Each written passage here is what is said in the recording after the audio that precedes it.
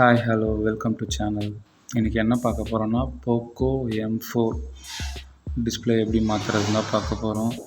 Customer கீழே போட்டு ஒரு மாதிரி பிளாக் ஆகிடுச்சு. லைட் எரியுது பாருங்கள், லைட் மட்டும் எரிஞ்சிட்டே இருக்கு. பின்னாடி இருக்க பேக் பேனலில் ஓப்பன் பண்ணிடலாம். ஓப்பன் பண்ணிவிட்டு எல்லா ஸ்க்ரூவுமே கழட்டிடலாம்.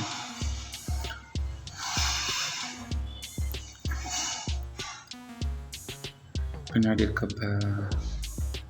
ஸ்க்ரூவில் வந்து மேக்னெட்டில் வைக்க, உங்கள்கிட்ட மேக்னெட் இருந்ததுன்னா மேக்னெட்டில் கூட வச்சுங்க ஸ்க்ரூவை. பின்னாடி இருக்க ஸ்பீக்கர் ரெண்டையும் கழட்டிடலாம். இப்போது ஸ்பீக்கரையும் எடுத்தாச்சு. பேட்ரியை இப்போ ரிமூவ் பண்ணிடலாம்.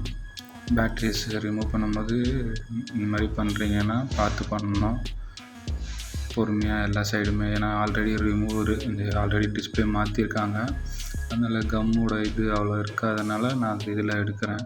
நீங்கள் பார்த்து எடுக்கணும். புது மொபைலாக இருந்தால் பார்த்து எடுக்கணும், இந்த மாதிரி எடுக்கக்கூடாது. பேட்ரி லைட்டாக வளைஞ்சிருக்கு, அதை அப்படியே நம்ம நிமித்திக்கலாம் அந்த பேட்டரியை. இப்போ பழைய டிஸ்பிளேவை ஓப்பன் பண்ணிடலாம். ஏன்னா உடஞ்ச டிஸ்பிளேனால தான் நான் நைஃப் போடுறேன். நைஃப் போட்டு எடுத்துடலாம் பழைய டிஸ்பிளேவை. இப்போது அவ்வளோதான், பழைய டிஸ்பிளேவையும் எடுத்தாச்சு. நல்லா க்ளீன் பண்ணிக்கோங்க. கம்மு நிறையவே இருக்குது.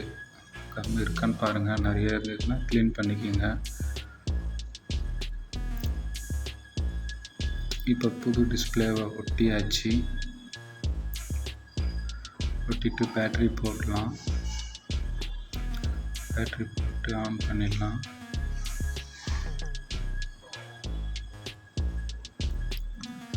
மேலே இருக்க பேனலையும் போட்டுடலாம். இப்போ ஸ்க்ரூ போட்டுடலாம். ஏன்னா அர்ஜெண்ட்டாக வேணும்னு சொல்லியிருந்தாங்க இந்த மொபைலை, அதனால தான் இவ்வளோ ஃபாஸ்ட்டாக பண்ணுறோம். ஸ்க்ரூ எல்லாத்தையுமே கழட்டிடுங்க.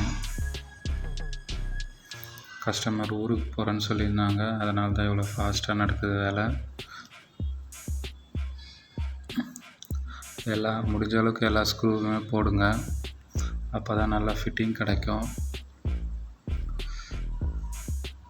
மொபைல் பேக் டோரையும் இப்போ போட்டுடலாம். பேக் டோரை